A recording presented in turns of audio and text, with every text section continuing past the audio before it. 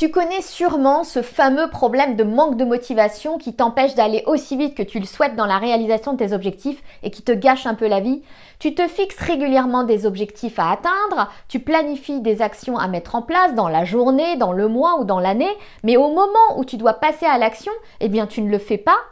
Tu préfères aller regarder une série sur Netflix ou aller sur les réseaux sociaux ou aller boire un verre plutôt que de faire l'action que tu es censé faire.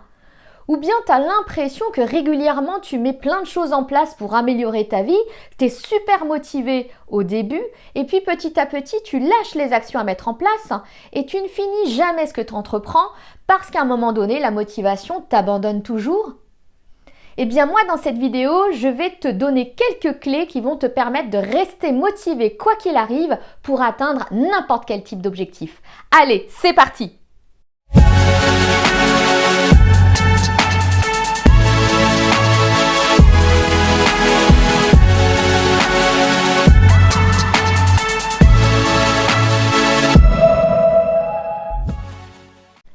Le manque de motivation, c'est quelque chose qui nous atteint tous. On a tous régulièrement des moments où on a envie de ne rien faire alors qu'on sait parfaitement qu'on doit faire telle ou telle chose.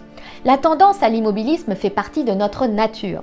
Et c'est notre goût de la facilité ou notre manque de confiance en nous qui en général nous pousse à l'inertie. Mais la vraie raison, c'est qu'on a peur du changement et de la nouveauté.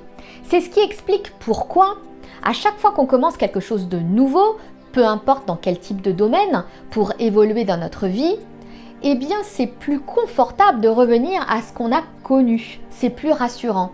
Or, pour réussir, on doit se remettre régulièrement en question et ne pas avoir peur du changement. Mais le changement entraîne de l'incertitude et l'incertitude entraîne du stress qui peut nous empêcher de mettre des actions en place et d'évoluer dans notre vie. Et ce qui se passe en ce moment, la crise économique, la crise sanitaire n'arrange rien au stress et à l'incertitude ambiante et peut nous empêcher d'évoluer dans notre vie parce que toutes nos actions sont parasitées par tout un tas de pensées négatives qui occupent notre esprit.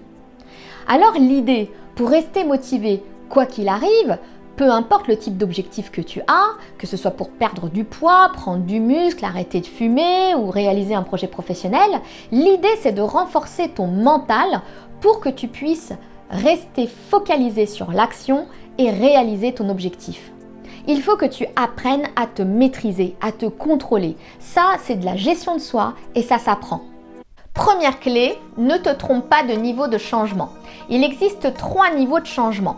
Le premier niveau, ce sont les résultats que tu souhaites obtenir. Par exemple, perdre 10 kilos, arrêter définitivement la cigarette ou réaliser un projet professionnel. Le deuxième niveau de changement, c'est le processus ou les actions que tu dois mettre en place pour atteindre ton objectif. Par exemple, faire du sport pour perdre du poids ou bien te former à une nouvelle profession pour réaliser un nouveau projet professionnel. Le troisième niveau de changement, c'est l'identité ou bien la personne que tu veux devenir. Et le problème, c'est que la plupart du temps, on se focalise sur les résultats à obtenir plutôt que sur la personne qu'on veut devenir. Or, si tu ne changes pas ton identité en modifiant tes croyances, le changement ne sera pas durable et à un moment donné, ta motivation va forcément te lâcher. Par exemple, si ton objectif c'est d'arrêter de boire définitivement de l'alcool, quand quelqu'un va te proposer un verre, si tu dis non merci, j'essaie d'arrêter de boire, cela signifie que tu es toujours dans ton identité d'alcoolique. En fait, tu n'as pas changé. Par contre, si tu réponds « non merci, je ne bois pas », c'est que là, tu as changé ton identité. De la même manière, si tu veux perdre du poids et qu'on te propose un dessert à la fin d'un gros repas et que tu sais que tu n'as absolument plus faim, si tu réponds « ce ne serait pas raisonnable », ce n'est pas du tout la même chose que si tu répondais « non merci, je n'ai plus faim ». Parce que c'est ce que répondraient des personnes naturellement minces. Parce que ces personnes naturellement minces n'ont absolument pas plus de motivation que toi. C'est juste qu'elles arrêtent de manger quand elles n'ont plus faim. C'est un autre mode de pensée. Il faut que tu changes ton mode de pensée, il faut que tu changes d'identité. Arrête de te dire, si tu es en surpoids, que c'est parce que tu n'as pas de volonté ou c'est parce que tes parents t'ont habitué à une nourriture riche pendant toute ton enfance ou bien parce que tu as une vie stressante. parce que tu sais parfaitement que ce sont des excuses, ce sont des histoires que tu te racontes, ce sont des croyances que tu te trimbales peut-être depuis plusieurs années. Alors il faut que tu arrêtes de te raconter des histoires, de te trouver des excuses et que tu commences à travailler sur toi, à travailler sur tes croyances qui te freinent, à les changer et à modifier ton mode de pensée pour modifier ton identité. Parce que ton comportement, tes actions seront toujours alignés sur ton identité. Donc si tu ne changes pas ton identité, tu ne changeras pas tes actions, tu ne changeras pas ton comportement. Et ce n'est qu'à partir du moment où tu changeras ton identité réellement dans ta tête que tu vas arrêter de fumer définitivement, que tu vas perdre du poids ou que tu vas réussir à réaliser ton projet professionnel. Tu dois changer d'identité et prendre l'identité de celui ou de celle que tu veux devenir réellement. Deuxième clé, cultive un état d'esprit positif. Tu as le contrôle sur tes pensées, j'en ai déjà parlé dans mes précédentes vidéos.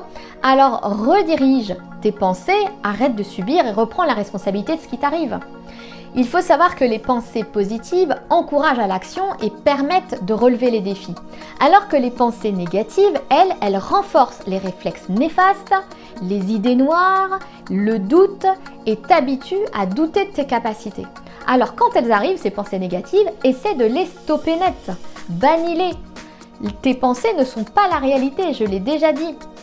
Ce ne sont pas la réalité, elles ne représentent pas la réalité et pourtant elles définissent ton comportement. Alors il faut les stopper. Maintenant, si tu n'arrives pas à les stopper, par exemple aujourd'hui, demande-toi après coup ce qui s'est passé, à quel moment ces pensées négatives sont arrivées, sont apparues, pourquoi et ce qu'elles t'ont empêché de faire. Et demande-toi aussi ce que tu aurais pu faire à la place pour que ce soit plus constructif. Donc il ne suffit pas simplement de refouler tes pensées négatives, tu dois transformer ton mode de pensée, modifier tes pensées négatives et les remplacer par des raisonnements plus positifs. Par exemple, si un soir, tu n'as pas pu t'empêcher de prendre ta cigarette parce que tu as eu une dure journée, que ça a été compliqué aujourd'hui, eh bien demande-toi après coup ce que tu aurais pu faire à la place. Tu ne te sentais pas bien, peut-être est-ce que tu aurais pu simplement passer un coup de fil à un ami qui t'aurait rassuré et qui t'aurait empêché de prendre cette cigarette. Tout ça pour que la prochaine fois que ça t'arrive, tu changes de comportement. Ainsi, tu conscientises en fait ce qui t'arrive et tu modifies ton mode de pensée. En plus de changer tes pensées négatives en raisonnement plus positif, tu dois aussi visualiser régulièrement ton objectif atteint. Qu'est-ce que ça veut dire? Ça veut dire que si ton objectif c'est de perdre du poids, tu dois te visualiser mince après cette perte de poids, après cette perte de 10 ou 15 kilos que tu souhaites perdre. Tu te visualises ainsi, tu essaies de ressentir également les émotions que ça te procure, les émotions positives, et essaie d'imaginer aussi ce que ça procure comme émotion pour ton entourage. Parce qu'il est évident qu'à partir du moment où tu réalises ton objectif, ça va te rendre heureux ou heureuse, et du coup ça va également rendre heureux ton entourage.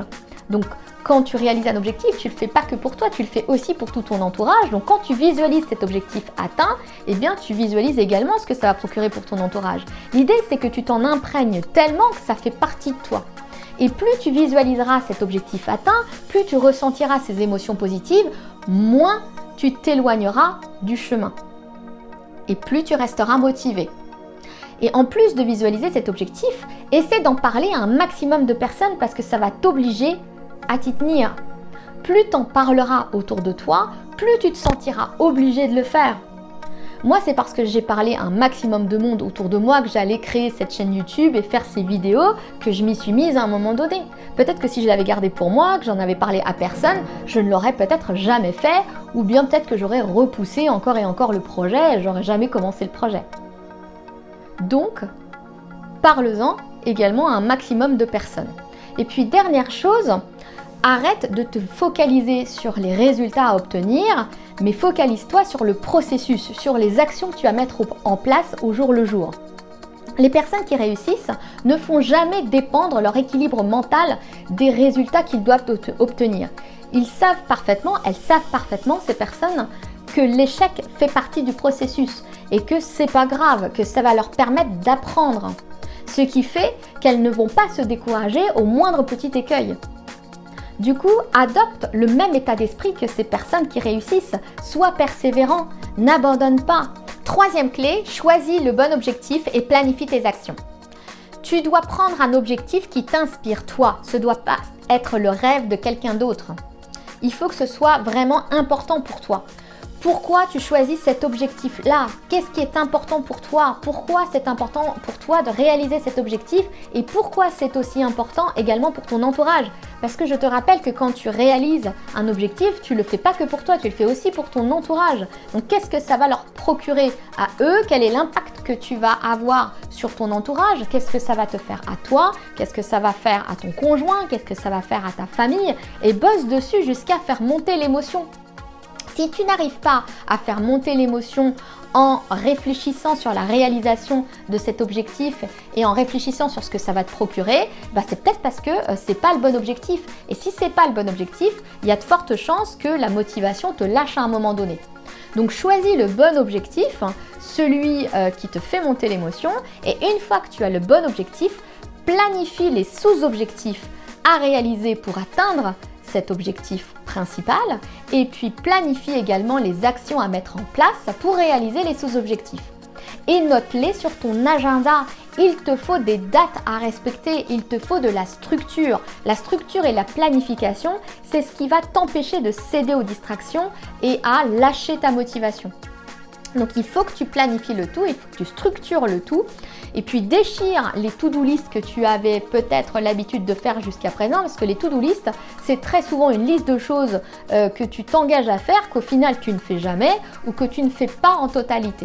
Donc il vaut mieux selon moi tout noter dans ton agenda, planifier tes actions avec des dates bien précises et puis ensuite tu dois te focaliser sur les actions à faire au jour le jour. Focalise-toi sur ce que tu dois faire maintenant pour te permettre de rester dans l'action et de ne pas céder aux distractions.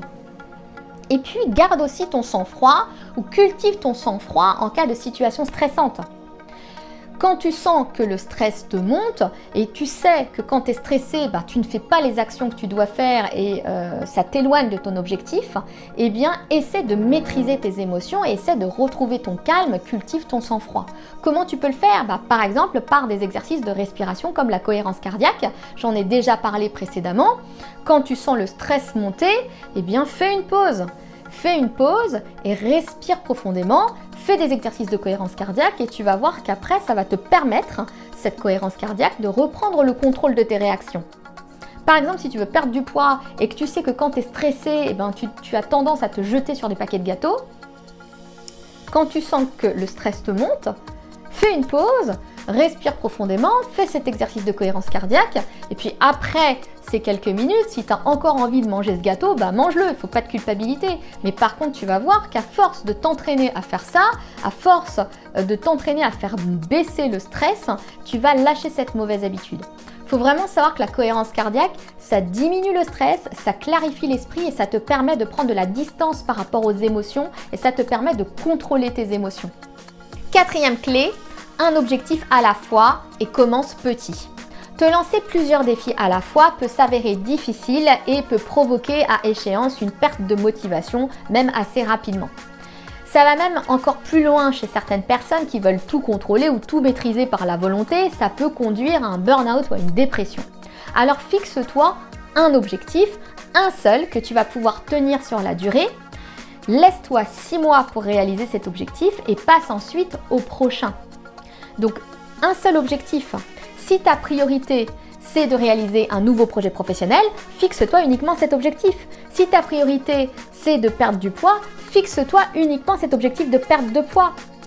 N'essaie pas de réaliser un nouveau projet professionnel tout en essayant de perdre du poids. Ça risque d'être beaucoup trop lourd à supporter et tu risques de perdre ta motivation.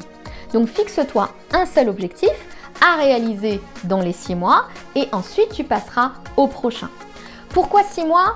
Parce qu'au bout de 6 mois, ton cerveau va créer de nouvelles connexions neuronales et va considérer cette nouvelle action que tu as mise en place pendant 6 mois comme une habitude. Une habitude, c'est quelque chose que tu vas faire de manière régulière et qui, à un certain moment, va devenir un automatisme. Et le cerveau a besoin d'un certain temps pour l'assimiler comme automatisme. Et il faut au minimum 3 mois. Tu as dû entendre parler de 21 jours pour créer une habitude ou bien de 30 jours, c'est faux. Parce que ce n'est pas suffisant pour modifier ton cerveau. Et tu vas voir donc qu'au bout de 3 mois, ou mieux au bout de 6 mois, l'action que tu as mise en place va réellement devenir une habitude et tu ne vas plus pouvoir t'en passer. C'est scientifiquement prouvé et moi je l'ai testé pour plusieurs objectifs que j'ai atteints. Notamment, j'avais pour objectif il y a 1 an et demi de perdre 10 kilos. L'action que j'ai mise en place pour atteindre cet objectif, c'est de faire du sport un peu tous les matins et j'ai commencé petit par 20 minutes tous les matins. Au bout de 6 mois, j'étais passée à 45 minutes tous les matins et au bout d'1 an, carrément à 1 heure. Et au fur et à mesure que j'ai avancé dans le temps, c'est devenu de plus en plus facile pour moi. Et au bout d'1 an, j'ai ressenti comme une frustration quand je ne faisais pas cette séance sportive. Donc j'avais un manque, je ne me sentais pas bien toute la journée simplement parce que je n'avais pas fait mon sport du matin. Donc clairement, ça devient un automatisme au bout d'un certain temps et c'est ce qui permet de passer à un nouvel objectif et de se focaliser sur un nouvel objectif. Donc tu as besoin de te laisser du temps pour créer cet automatisme, pour créer cette habitude. Donc clairement, aujourd'hui, moi, au bout d'1 an et demi, je ne suis plus à 1 heure de sport tous les matins, mais à 3 séances sportives à la semaine parce que je me suis focalisée sur d'autres types d'objectifs à atteindre. Mais encore une fois, j'ai besoin de ces 3 séances sportives à la semaine pour me sentir bien. J'en ai besoin pour mon bien-être. C'est devenu une habitude. Et ça va être comme ça pour toute nouvelle habitude que tu vas vouloir mettre en place. Il faut que tu te laisses du temps, donc fixe-toi un objectif à réaliser dans les 6 mois, pas moins. N'essaie pas d'avoir des résultats tout de suite parce que tu risques d'être déçu, tu vas être démotivé assez rapidement, tu vas perdre la motivation, tu vas pas agir et tu ne réaliseras rien du tout. C'est le meilleur moyen d'abandonner que de se fixer des objectifs beaucoup trop importants à atteindre ou de se fixer trop d'objectifs à la fois. 5e clé, adopte une hygiène de vie saine. Peu importe le type d'objectif que tu t'es fixé, ne sous-estime pas les bienfaits d'une activité physique régulière. Ça te permet de gagner en énergie, or tu as besoin d'énergie pour rester motivé. Donc débarrasse-toi de toutes les activités qui te pompent ton énergie inutilement, qui te prennent de l'énergie et fais du sport à la place. Par exemple, arrête de regarder les infos en boucle toute la journée. Ça ne sert à rien, ça te prend de l'énergie inutilement et ça augmente ton stress. À la place, fais du sport. Ou plutôt, prends-toi 5 minutes le matin pour regarder les infos et ensuite lâche l'affaire. Arrête aussi de passer ton temps sur Facebook ou Instagram qui te prennent de l'énergie inutilement pour pas grand-chose.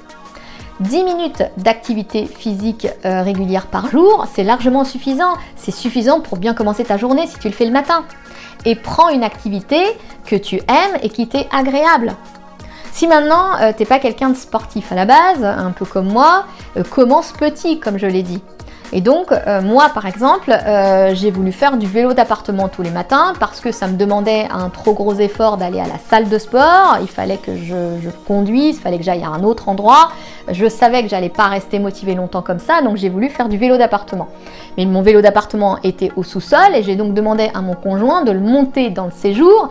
Alors certes, mon séjour n'est pas très fun avec un vélo d'appartement en plein milieu, mais ça me permettait de commencer cette activité sportive en regardant mes séries préférées et ça a rendu l'activité plus agréable.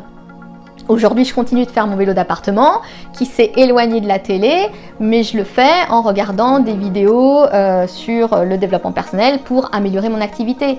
Ça vient avec le temps, tu vas changer petit à petit ton mindset, tu vas changer ton état d'esprit et tu vas changer ton identité.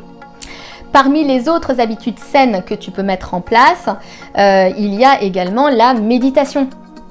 10 minutes de méditation par jour, c'est aussi suffisant. Ça te permet de contrôler tes émotions et ça te permet également et surtout d'augmenter ta capacité de concentration.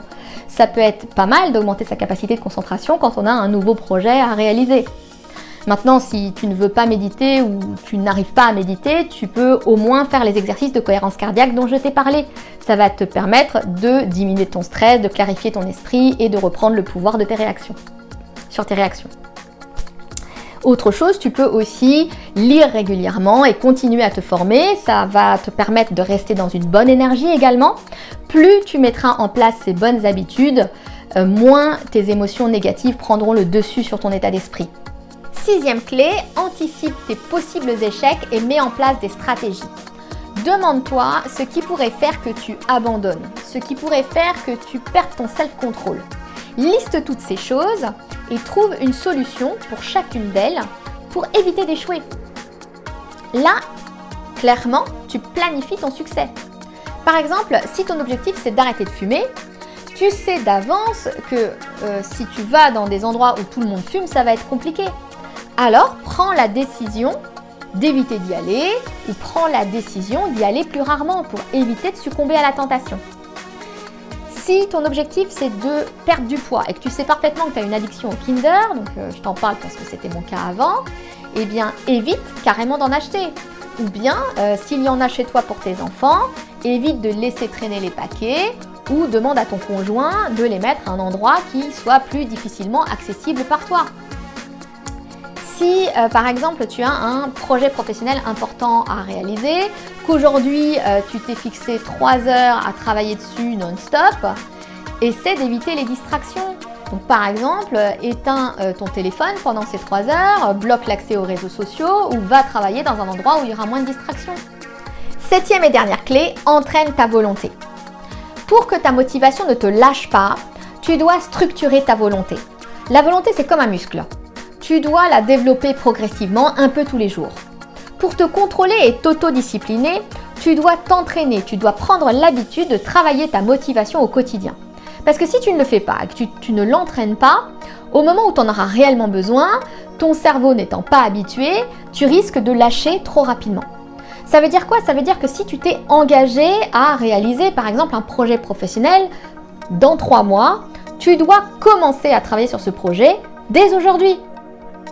Si par exemple tu as prévu de perdre du poids, que tu te laisses 6 mois pour les perdre, tu dois commencer à arrêter de prendre des sodas dès aujourd'hui et pas à partir de samedi prochain parce que c'est l'anniversaire de ton fils ou après les fêtes ou après je ne sais quoi.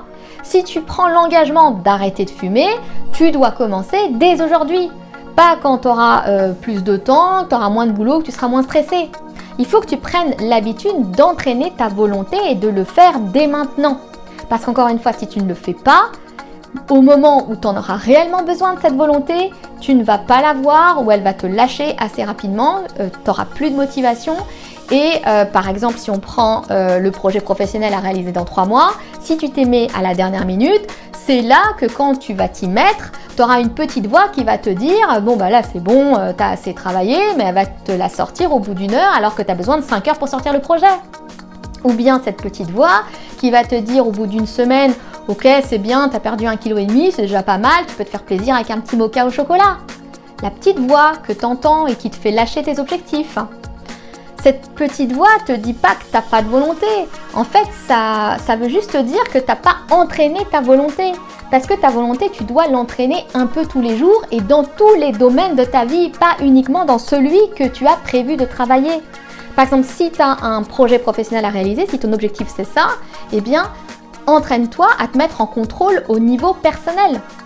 Donc, par exemple, arrête de te laisser tenter par des viennoiseries à chaque fois que tu passes devant la boulangerie. Mets-toi à partir d'aujourd'hui en contrôle et dis-toi, non, aujourd'hui je me mets en contrôle, je ne prendrai pas de viennoiserie. Ça t'entraînera au niveau personnel pour que tu améliores ton niveau professionnel. Pareil, si ton objectif c'est de perdre du poids, mets-toi en contrôle au niveau professionnel. Et plus tu entraîneras comme ça ta volonté, et plus tu lâcheras petit à petit tes mauvaises habitudes, celles qui te maintiennent dans cette identité que tu ne veux pas. Alors tout ça, c'est pas évident, c'est pas confortable, ça demande de l'effort, beaucoup au début, ça demande de la discipline. Mais rappelle-toi, à chaque fois que tu auras envie de flancher, pourquoi c'est si important pour toi de réaliser cet objectif et qu'est-ce que ça va t'apporter de négatif de ne pas le réaliser. Donne du sens à ta souffrance parce que de la souffrance, il va y en avoir au début parce que ça te demande de l'effort. Alors donne du sens à cette souffrance. Pourquoi tu souffres? Pour réaliser cet objectif. Pourquoi c'est si important pour toi? Tu souffres aujourd'hui pour aller mieux plus tard. Tu souffres aujourd'hui pour avoir une meilleure vie. Donne du sens à ta souffrance. Accroche-toi, change ton mode de pensée, change tes habitudes, entraîne ta volonté et tu verras que progressivement, ça va devenir de plus en plus facile au fil du temps. Voilà selon moi quelles sont les clés pour rester motivé quoi qu'il arrive et atteindre n'importe quel type d'objectif. Ce sont des clés qui ont fonctionné pour moi, qui m'ont permis d'aller mieux et aujourd'hui, grâce à ces méthodes, grâce à ces clés, je peux me dire que tout est possible à force de persévérance. Dis-moi en commentaire ce que tu en as pensé. Dis-moi également en commentaire si tu le souhaites, quels sont les thèmes que tu souhaites voir abordés dans mes prochaines vidéos. Like la vidéo, abonne-toi à la chaîne et active les notifications si ça n'est pas déjà fait. Prochaine vidéo dans une semaine. En attendant, change d'état d'esprit pour changer ta vie.